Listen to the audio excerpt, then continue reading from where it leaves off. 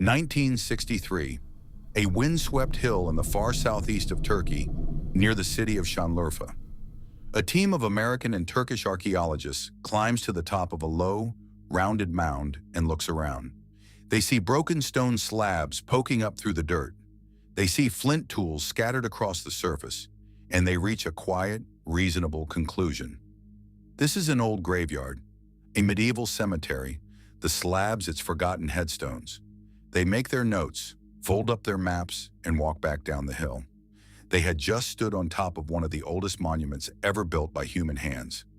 And they had no idea, because those weren't headstones. Beneath their boots, buried under thousands of years of earth, stood rings of massive carved pillars. Taller than a man, heavier than a truck, decorated with foxes and snakes and vultures, by people who had no metal, no pottery, no writing, and no farms. People who were still hunters, still gatherers. People who, by every rule we thought we understood, should not have been able to build anything like this at all. The hill is called Göbekli Tepe, and it is older than civilization itself, older than the wheel, older than the first cities, older, by thousands of years, than the very idea of planting a field. It would take another 30 years before anyone realized what was hidden here. And when they finally dug down into the mound, they found something that did more than rewrite a chapter of history. It challenged the oldest story we tell about ourselves, the story of how we stopped wandering and began to build. To understand it, we have to go back to the moment it was finally found. The man who finally understood the hill was a German archaeologist named Klaus Schmidt. In 1994, Schmidt was searching the region around Şanlıurfa for traces of the Stone Age. He had been digging at a nearby site, and he knew the survey notes from decades earlier, the ones that had dismissed Göbekli Tepe as a medieval cemetery. But Schmidt decided to go and see the place for himself. And the moment he stood on the mound, he understood that the earlier team had been looking at the right thing and reading it completely wrong. The broken slabs were not headstones. They were the tops of enormous limestone pillars, and the flint scattered everywhere was not medieval at all. It was Stone Age. Thousands of years of human history older than anyone passing by had assumed. Schmidt is said to have grasped, almost at once, that he was standing on something without parallel. He later put it simply, that he had a choice that day. He could walk away, or he could spend the rest of his life here. He chose to stay. Excavation began in 1995, and Schmidt would lead the work for nearly 20 years, until his death in 2014. What his team uncovered came up out of the ground slowly, season by season.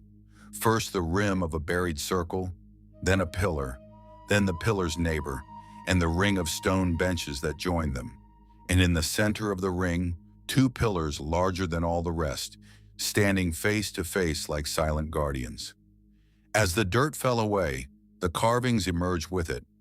Animals in raised relief, crisp and deliberate, as sharp as the day they were cut. And then the dating came back. The numbers were so old that at first they were almost impossible to believe. The oldest layers of Göbekli Tepe were raised around 9,600 years before the Common Era. That makes the site more than 11,000 years old. It is hard to hold a number like that in your head, so let us anchor it. Stonehenge, that ancient ring on the English plain, would not be built for another 7,000 years. The Great Pyramid of Giza lay 6,000 years in the future. When the first stones of Göbekli Tepe were set into the earth, there were no cities anywhere on the planet, no writing, no metal tools, no pottery, no wheel. The people who built this had none of it. This is the pre-pottery Neolithic, the deep Stone Age, and these were hunter-gatherers, living off wild animals and wild plants. And yet, look at what they made.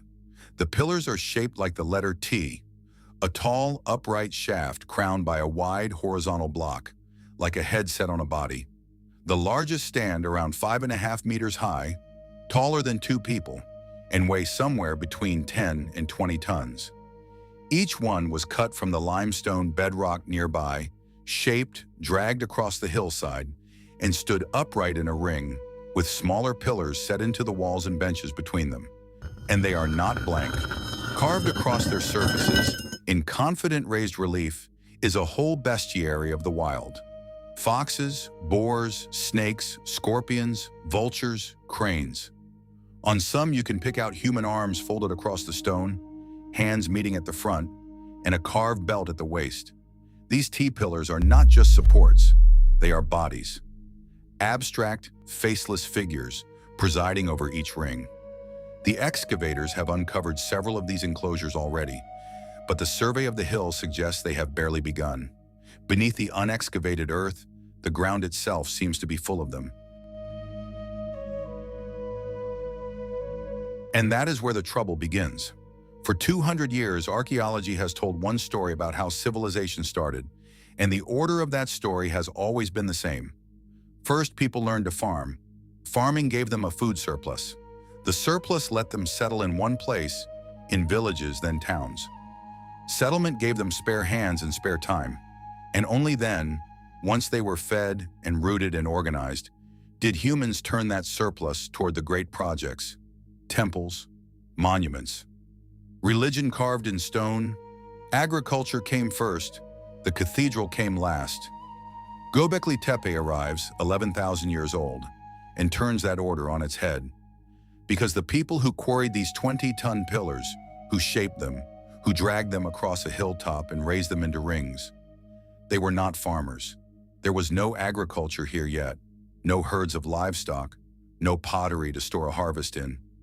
The bones in the ground are the bones of wild gazelle and wild boar, hunted, not raised.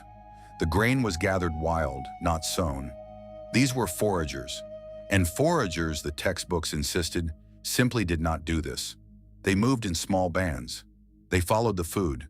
They did not have the numbers, the surplus, or the central authority to organize a project on this scale. And yet here it is, monumental architecture, built before the farm. The cathedral raised before the harvest that was supposed to make it possible. That single inversion is the anomaly at the heart of Göbekli Tepe. It does not just push back a date, it scrambles the sequence. It asks a question that should not even be askable. What if we have the entire story of civilization backwards, and the monument came first? So what was this place for? Here, the honest answer is that the experts still argue, and the argument is worth hearing in full. Klaus Schmidt, the man who dug it, had a bold idea. He believed Göbekli Tepe was not a town at all, but a sanctuary, a temple.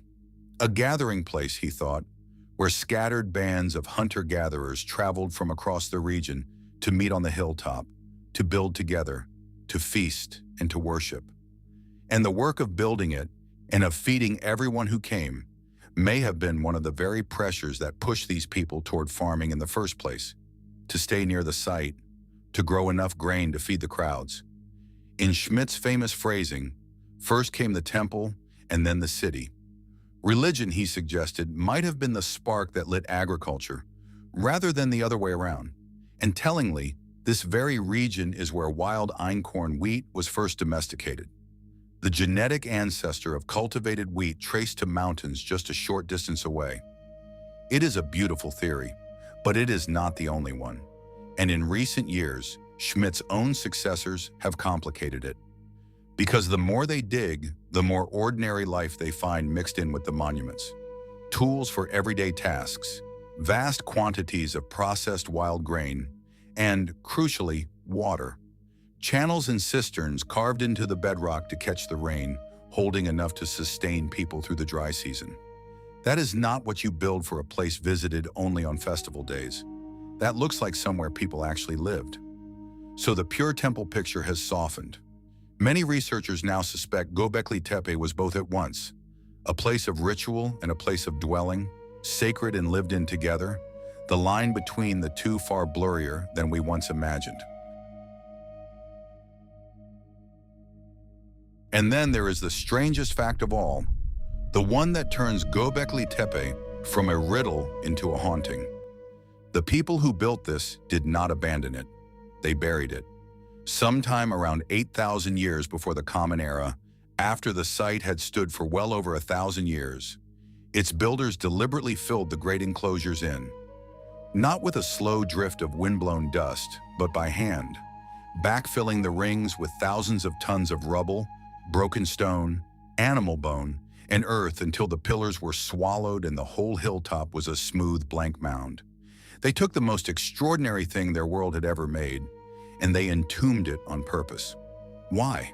No one knows. And that absence is the heart of the mystery.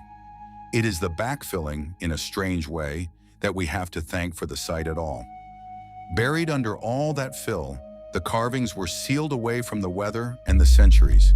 The foxes and the vultures kept their crisp edges. The T-pillars stayed standing in their rings. The very act that hid Göbekli Tepe is also what preserved it, so that 11,000 years later, when Klaus Schmidt brushed the earth away, the Stone Age looked back at him almost untouched. This is the closest we will come to a window into the mind of a hunter-gatherer at the dawn of the human story.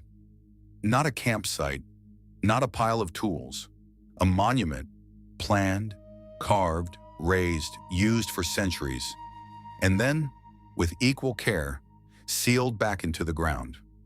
We are looking at people who clearly believed in something powerful enough to move 20-ton stones for, and powerful enough, in the end, to bury them for too. We can see exactly what they did. We simply cannot hear why. And the mound has not finished surprising us.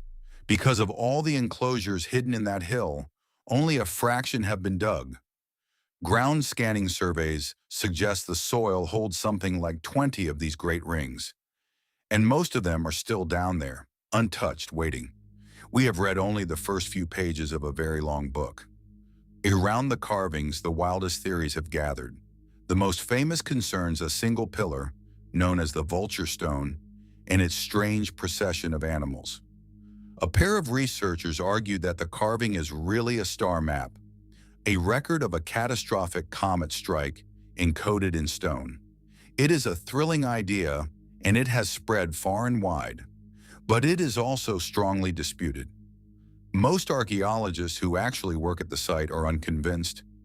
They read those same animals as the spirits and symbols of a Stone Age belief system, not as constellations, and they caution against forcing modern astronomy onto an ancient mind. It is best held as a fringe theory, not a finding, and the deepest questions remain wide open. We do not know what these people believed. We do not know what the T-shaped figures were meant to be. Gods, ancestors, spirits, the honored dead. We do not know for certain whether this was a temple, a town, or something we have no word for. And we do not know why, after more than 1,000 years, they chose to bury it all.